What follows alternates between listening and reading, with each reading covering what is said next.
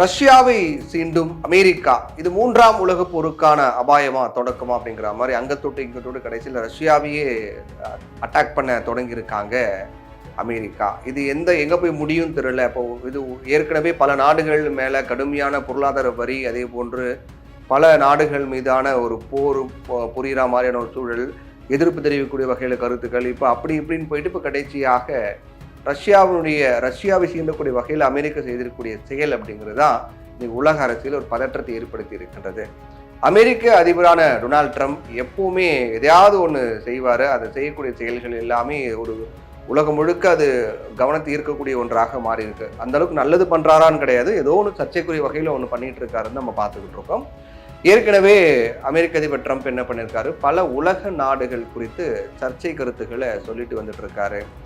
குறிப்பாக நம்ம இந்தியா எடுத்த உடனே இந்தியா பாகிஸ்தான் போகிற நான் தான் நிறுத்தினேன் அப்படின்னு தொடர்ந்து அவர் பேசிட்டு இருக்காரு. இது மாதிரி பல விஷயங்கள் நம்ம பார்த்துக்கிட்டு இருக்கோம். ஆனால் இப்போ நேரடியாகவே ரஷ்யாவினுடைய கப்பல் மேலே அமெரிக்கா கை வைத்திருக்காங்க.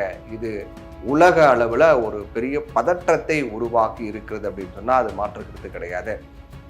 இப்படி சர்வதேச அளவில் இந்த நிகழ்வு அப்படிங்கிறது மிகப்பெரிய ஒரு பதற்றம். ஏன்னா அது ஒரு மூன்றாம் உலகப்போர் வெடிக்கிறதுக்கான சூழலை உருவாக்கி இருக்கிறதா? அமெரிக்க அதிபர் ட்ரம்புடைய செயல் என்பது அடுத்த கட்டமாக உலக அளவில் ஒரு போர் மூலக்கூடிய அபாயத்தை ஏற்படுத்தி இருக்கிறாரா அப்படின்னு கேள்வி கேட்கக்கூடிய வகையில தான் அமைந்திருக்கிறது.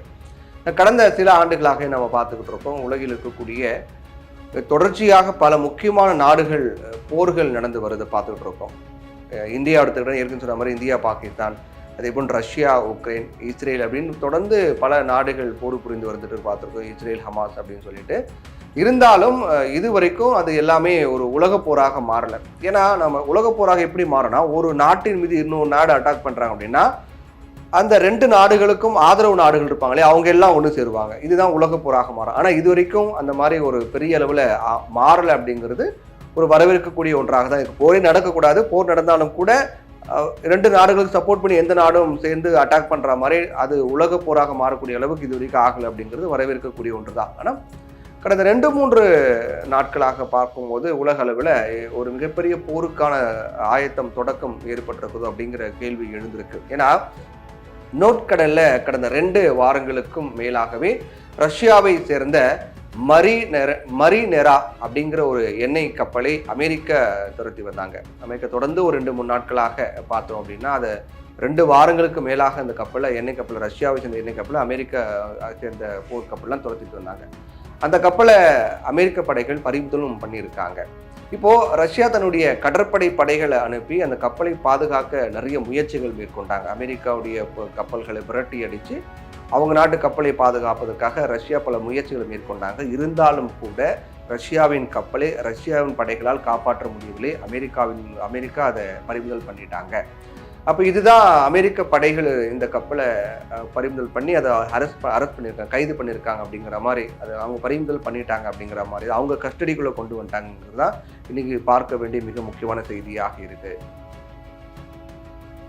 முதல்ல வேற பேர் வச்சு அந்த கப்பல் இருந்துச்சு, வேற பேர் வைக்கப்பட்டிருந்துச்சு. அந்த கப்பல் மீது அமெரிக்கா என்ன பண்ணாங்க, 2024 பொருளாதார தடையை விதிக்கிறாங்க.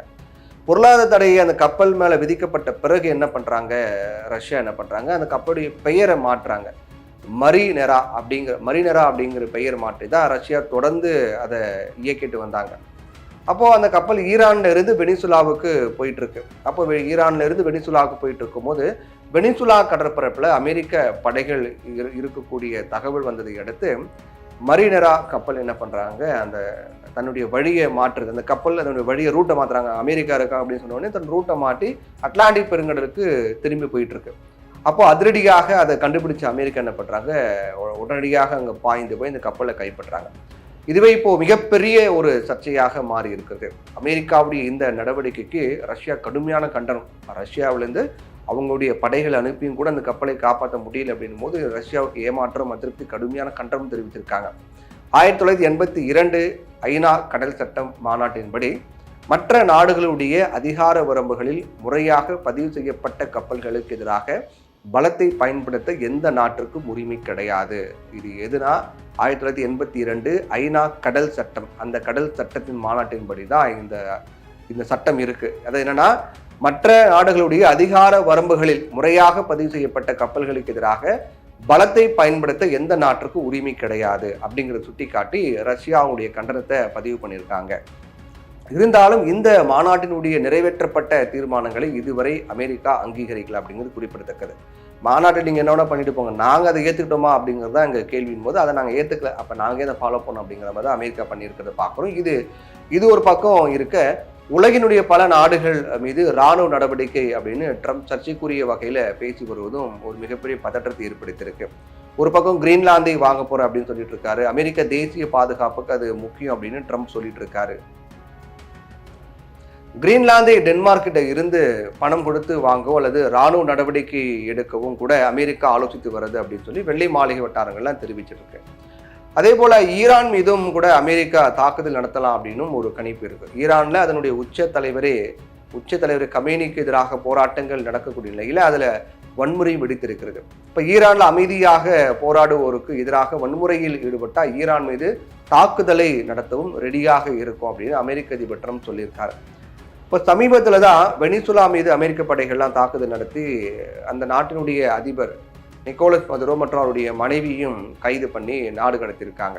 வெனிசுலாவை தாக்கிய போது அடுத்தடுத்து தேவைப்பட்ட நாங்கள் கியூபா, கொலம்பியா, மெக்சிகோ நாடுகள் மீது கூட நாங்கள் தாக்குதல் நடத்தக்கூடிய நிலை வரலாம் அப்படிங்கிற மாதிரி அமெரிக்க அதிபர் ட்ரம்ப்புடைய பேச்சு இருந்ததை பார்க்குறோம். இப்படி உலகின் பார்க்கக்கூடிய நாடுகள் மீது எல்லா இராணுவ நடவடிக்கை அப்படின்னு ட்ரம்ப் மிரட்டி வராரு. இந்த சூழ்நிலையில தான் நேரடியாக ரஷ்யா போர்க்கப்பல் மீது அமெரிக்கா கை வச்சிருக்காங்க.